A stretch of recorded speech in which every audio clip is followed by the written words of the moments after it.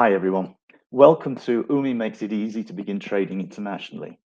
My name is Ian Dunning from TradeTech Solutions, and for the past 20 years have been involved very much in international payments and international trade, helping SMEs get going into their markets. With my initial background with HSBC abroad, working with companies involved in international trade.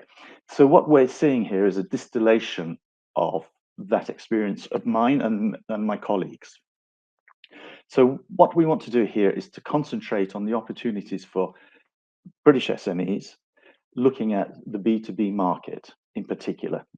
B2C, you will hear some things that are relevant, but B2C, to be honest, has more documentation and tax issues than B2B. And we're also focusing particularly on export opportunities, although we will mention about importing opportunities to improve your supply chain. Now, I would also like to set some expectations. There is no magic wand. Yeah? The truth is out. We will show you how to begin with low cost to no cost and how you can do it step by step. But it will require your dedication, time, and effort to make it happen. You get out of it what you put in, but I'm not talking about money here. This is your effort. Right? Now, we also recommend that you fill out or complete an export readiness checklist. This will help you understand whether the export market is for you or not. And if it's not, it doesn't make you a bad person at all. It just means it's not for you, but at least you know why. Okay, so let's see what we're going to cover in this presentation. Now, we've got a lot to do. It's why export, myth busting. We recognize there are 6 key challenges. What are the first steps that you should take on this journey? Competitor comparative analysis. Sounds difficult. It's not. The internet allows you to target the world, but how should you do that? We point to low cost to no cost solutions. Communications is clearly an issue with international trade, and we look at the tools that are available for you to resolve these. There is also an increase in risk or different types of risk, and we show you how to reduce those and manage them. If you're exporting goods, then logistics is clearly an issue that you have to deal with.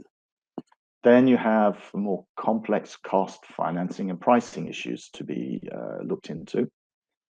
Then we briefly discuss about documentation and digitalization of documentation that you'll have to take into account. Then we'll show you that the 6 key challenges have actually been resolved and are resolvable.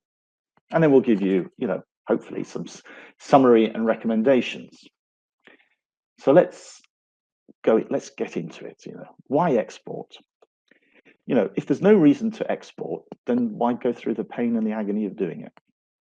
Now, I mentioned in the previous list that we'll be looking at risk management and reduction. So you may find it strange that I put that it actually reduces risk, but it does. Just think about it. If the UK economy goes down, but you've got foreign markets, they may well stay stable or increase, balancing your business. So it's risk reduction. It can allow you to balance production schedules for those in goods. So maybe your products are seasonal or you have different up and down times. Markets can take advantage of when your machinery and your production schedules are not working for the domestic market. You can get improved economies of scale by increasing production. Your unit costs go down, and you can increase your production and export sales to do that. It can extend your product life cycle. You may find that there are markets that are open to products that are actually are now obsolete in the UK market, but they still are valid for others. Take advantage of that. And you can decrease your costs and improve your supply chain by finding products abroad that fit in nicely to what you're doing. Then I'd also point out that you can gain new knowledge and experience from your foreign markets that you can then apply to the UK market. All great stuff, right? But I repeat, there's no magic wand, and it will take time and effort to create these benefits. To help you do that, we've prepared an export readiness checklist, which you can download from our site. It's free of charge, and I'll give you the details at the end of the presentation. Now, those are the reasons for exporting, but we've heard from many people that there's all sorts of reasons why they shouldn't, and we call them myths. So what are the typical myths? It's better to concentrate on the domestic market. Well, clearly, it's your home market and you should be strong here. However, if someone from Ireland or France or Germany came to you and said, by the way, could you provide me with this? Are you going to say no? Of course not. Right, so there are opportunities for you abroad. I'm too small to export, absolute tosh. The majority of exporters worldwide are small. It's true that the big companies dominate the volume, but in terms of headcount, it's small companies. And if they can export, so can you. Right. Then there's the myth that you have to invest significant money and resources simply to check out the opportunities with no guarantee of success. Now, I would say that a few years ago, that was absolutely true, right? But we'll show you that it's not true anymore. So we'll consign that to the dustbin of history. I can't compete overseas. Well, look, the UK is one of the most competitive markets in the world. It's one of the most open markets in the world. If you can compete in the UK, there are overseas markets, believe me, where you can compete as well. You should focus on one new export market, but which one? Again, traditionally, this is the kind of advice that you would have got, but it's not true anymore. And that was and is a high risk strategy to follow. We'll show you how you can make yourself available to the world, and then on the basis of concrete results, decide which markets, if any, you should focus on. Documentation is fiendish. It's true that you will have to deal with new documentation, but most of them are digitized these days, and your freight forwarder in particular, or Chamber of Customs, or your customs broker will help you with all of those. Language difficulties abound. No, they don't. You can translate English into almost any language you like free of charge through Google Translate or DeepL or similar. Now, on our site, we give you some advice about how to write English so that you don't create problems in the translations. All right, so there's certain rules you should take into account, but all they will do is make your English clearer and more to the point. So you'll benefit from it. It's difficult to arrange shipping. No, it's not. There are plenty of online brokers that you can go and check, get quotes for shipping anything to anywhere. Just go online and do it. We provide the links. Tariff and non-tariff barriers are too problematic to be overcome. Well, it can be sometimes. I mean, if Donald Trump puts a 50% tariff on your exports, then you're going to find yourselves priced out of the American market. But you can check what tariffs are applicable to your goods and services for any particular country and see whether it rules you out or not. But they're not too problematic to be overcome. You check them out. Non-tariff barriers, this means extra documentation and so on that you have to fill out, or you need different labels or packaging and so on. Your freight forwarder will advise you on that, and they're all resolvable and are being resolved every day of the week by other companies everywhere, so you can do it. Additional tax considerations. There definitely are for B2C sales of VAT into Europe, and that is, quite frankly, a nightmare. However, for B2B, there are very few additional tax considerations that got to be taken into account. Your accountant or freight forwarder will advise you if there is anything to be looked into, but mostly it's not. Payment difficulty and currency risks. There are well-established banking tools to make sure that you get paid. And in fact, coming from HSBC, which is traditionally one of the biggest trade banks in the world, they started this sort of thing off in the 18th century. So anything that was possible in the 18th century is possible now. So don't worry about how to get paid. You have to look at the country concerned, but you can cover it. Currency risks, you are very likely to be invoicing in foreign currency, therefore you have an exchange risk, but the banks can help you cover that. So you know that on that day, you've got a guaranteed exchange risk. So all of these myths are dealable, you're resolvable. Don't worry about them. I mean, you have to deal with them, but don't worry about them. So we did say that we recognize, although there are myths that are resolvable and so on, that you've got 6 key challenges in the way we look at it. It's how do you meet your buyers or suppliers if you're importing? How do you communicate? Risk reduction and management, I blithely said that they're all resolvable. They are, but let's look at them in a bit more detail. If you're exporting goods, let's look at the logistics and supply chain management. Costs, financing, and pricing, yes, you've got to resolve those. And finally, the documentation and digitalization of that. They're all resolvable, but they do have to be dealt with. So we would say that the first steps you should take will actually just help your domestic sales. You don't have to export on this. You should be doing this already. So first of all, check your export readiness checklist. Is everything there? Is there anything that frightens you or what? Have a look. Now, check your profile in Companies House. Is it up to date? Is it current? Is it complete? Have you checked your credit profile? If you don't like what you see, you can deal with the credit report agency and ask them how you can improve it, because your partners abroad and domestically are likely to look at this anyway. There are plenty of online business directories. I would say the most important one for international trade is Compass. Have you checked your profile on it? If you're not in it or it's limited, it doesn't cost anything to register with Compass and update your profile. Do it. Have you reviewed your website and carried out a search engine optimization audit? You should do that anyway, whether it's the UK, the market that you're looking at, or anything else.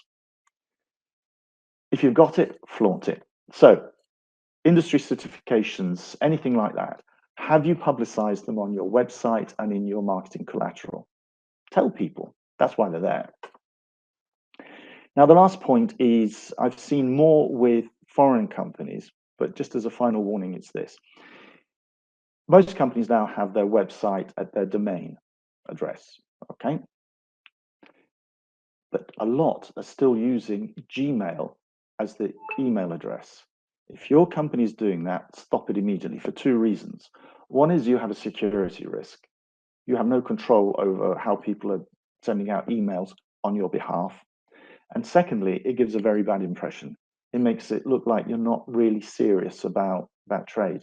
It's, you are a one-man band at that point. So do check that out. Now, all of these are free of charge. They will help your domestic sales, even if you decide not to go to the international market. So do them as a first step. Right, next step. Your website is the window to the world. Well, it is. But you have this problem that most people don't speak English, and most people do their the searches in their own language. So if your website is not with at least the keywords in foreign languages, you will not be found. It's as simple as that. Now, there are 2 ways that you can resolve that problem. One is more expensive than the other. The most expensive one, and hassle-full, is to translate your website so you have it in different language versions. But that's expensive, and every time you make a change to your main website, you have to reflect it into your foreign language websites. So it's more problematic. The very low cost solution that we suggest you start off with is with our multilingual microsites. We'll show you one of those shortly. But basically, these are syntheses of your website in 35 different languages that you maintain through one set of forms in English. And the cost comes out at 6 pence per week per language. So not high cost. The other thing, as I said before, make sure that you're in the Compass directory, because that way it gets reflected throughout the Compass directory coverage, which is over 70 countries. There are various trade leads and promotion agencies that you can register with. There are international procurement platforms that you can register. And there are B2B online marketplaces. Again, in the links that we show at the end, you can see all of these, so you can go to them and check them out. They don't cost anything. It's marvelous, isn't it? Should have more of them. Right, I mentioned about microsites. So here we have an introduction to the interface of a multilingual microsite. As you can see, there are different sections: keywords and phrases, the heading profile, company profile, partners and suppliers, where you could say, I'm looking for partners active in these industry sectors or with these products. The contacts give very specific contacts if you want them. Who is the buyer? Who is the seller? Who the business administration, and so on. Register details, and an area where you can showcase your particular products and services. And all you have to do is fill them out in English, and you can change it whenever you want, as often as you want. And then you simply click save and publish, and lo and behold, you will then get 35 versions of it. As you can see, this gives, if you click on those, you'll see the language version of your microsite in that language. If you don't believe me, I'm pretending to click on the French one, and there is everything that I did in English now produced in French. Now, the keywords and phrases are still fundamental, because those are the words that people are looking for. So you need to spend a lot of time thinking about those, but you should be doing that anyway for your website. Okay. And this does not take business away from your website. It acts as a funnel, because the way this is constructed is that if the visitor wants to see more or have more information, they go to wherever you've directed them on your website, by email or telephone. It will also have the effect, because of all the backlinks to your website, to improve its own SEO. So what's not to like? We think it's great. Right. So then we go on to international communications. We've talked about how to try and get traffic to your website. Now, you're going to be communicating with foreigners, so you can use artificial intelligence, DeepL, Google Translate, ChatGPT will also work in different languages, to create your foreign language collateral. You can advertise through LinkedIn, through Google advertising and marketing. Now, there you start to spend money. Warn you, that's not free. We've done our best so far, but that you're not going to do. There are the online directories. They don't cost. The British government, Department of Business and Trade, now has Exporting is Great. You can register with them and promote your services through the British government site. So you've got those 3-4 opportunities to receive contacts. Now, what we suggest is that you prepare a series of responses to foreign contacts. Doesn't mean you have to prepare them in foreign languages. Just have them ready in English. And if you get a query in French or German, Spanish or Hindi, it doesn't matter what it is, just take the English, stick it into DeepL or Google Translate, and you have your response. So you don't have to panic. Never try and panic. All right. So we're communicating. We've got them. Now, risk reduction. Country risk. What this refers to is that the country itself, not necessarily the company, the country presents a particular risk. Afghanistan, Syria, Russia, Belarus, North Korea, just some that have problems because of embargoes, or they have no money, they have no foreign currency to pay. So even if the local company's got its currency, they can't get foreign currency to pay. You can check all of these out either through British government sites or on a site that we'll explain at the end. You can go to where all of this is listed. You can have a risk on the company. They don't pay you. There are 2 ways of reducing that. One is, ideal world, they pay you up front.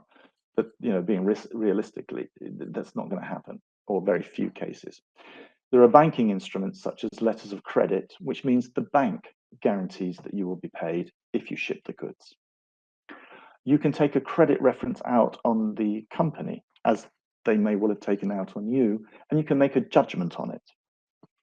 You can take out trade credit insurance. You say, I need insurance that if they don't pay me, the insurance company pays me. If they don't pay you and you haven't got insurance, then there are international debt collectors that you can go to. The payment terms that you determine will determine also the risk profile you have. So, advance payment, no risk. As you go through the different types of payment terms, that determines what risk you are taking and where it is. Okay. So as we'll go on to Incoterms, will determine all of those for you. Foreign exchange. Well, there is a definite risk that the dollars or whatever that you're invoicing in doesn't pay you in sterling what you need, because you don't know what the spot rate's going to be on the day that you receive the money. In those cases, you can take out a forward exchange with your bank, talk to your bank about it, explain what the situation is, and they should be able to offer you a deal whereby they say, okay, if you receive X dollars in this period, you will receive, we guarantee you will receive this sterling. So you can cover them. Right, so logistics, this is probably the easiest of the lot. Just go to your freight forwarder. You need to know what the cost of shipment's going to be, even if you're not charging for it, because it's your end price. And therefore, does this make you competitive or not competitive? Plenty of freight forwarders in the UK. As I mentioned at the beginning, you can go online. There are broking platforms. Put in what you want to send, from where, when, and you'll get quotes. They will also be able to advise you if there's any specific export or import documentation that you have to prepare. And from that, you can see if there are any extra costs involved and what they are.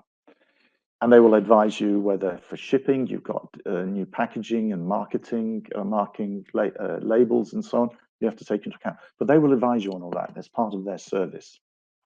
They will also tell you if there's any tariffs or non-tariff barriers to be taken into account. Product packaging, labeling, all taken care of. Offer a great service, these guys. And then you can decide whether you take out cargo insurance.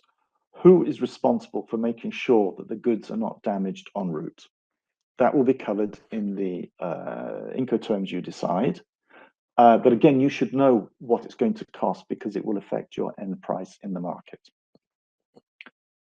Right. So, as I've said, costs and financing and pricing, you do have to take all these into account, whether you pay them or not, because they will affect your final price. And is it competitive?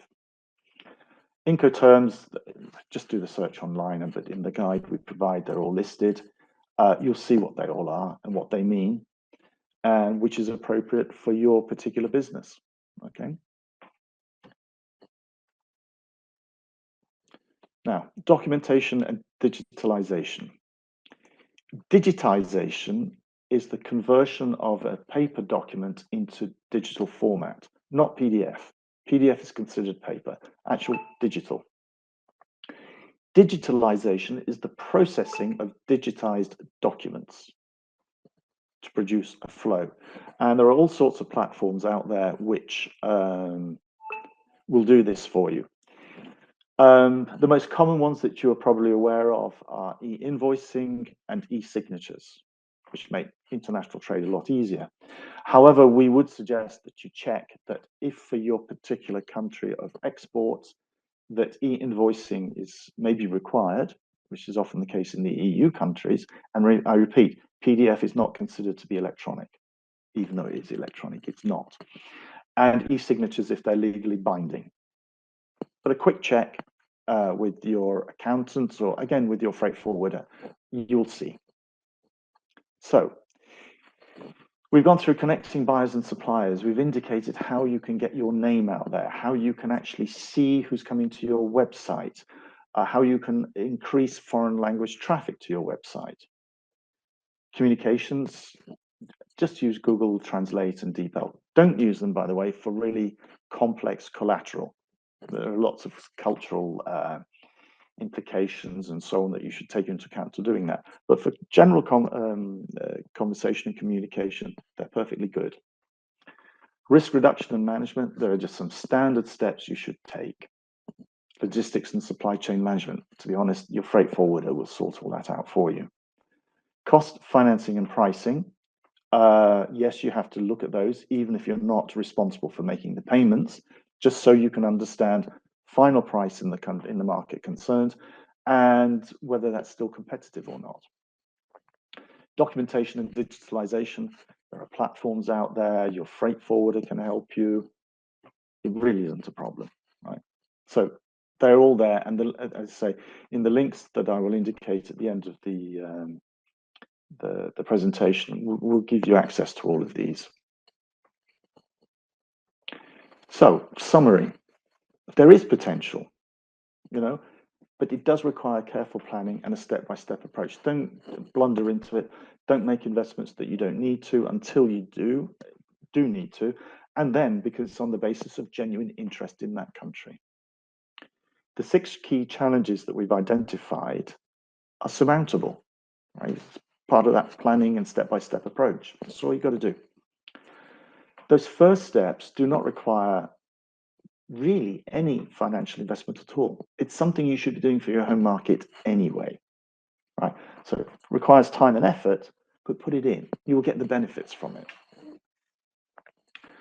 So our recommendations: complete the export readiness assessment form. That will give you a very good idea about what is required, not straight away, but as you go through the journey, okay? From this, you can prepare your export plan. You can say, I will go to this stage and then review. I can set goals for myself, for the company. Decide whether to proceed. As I said, if you decide not to, it doesn't make you a bad person. You just don't want to, for reasons that you've decided. And if you do decide to proceed, do it step by step, carefully. It will take time. It will take dedication of resources, but human resources, not much money at all. £6 a week for 35 languages, and you're there. Right, so thank you for watching UMi Makes It Easy to Begin Trading Internationally. The coupon you can see here will get you that discounted version of your multilingual microsite. The essential guide to B2B international trade includes the export readiness checklist. You don't have to register for any of these. You just go to the website, expouk.cloud, as you remember, and you'll find it there. Anyway, I wish you all the best of luck. There is a huge market out there to go for.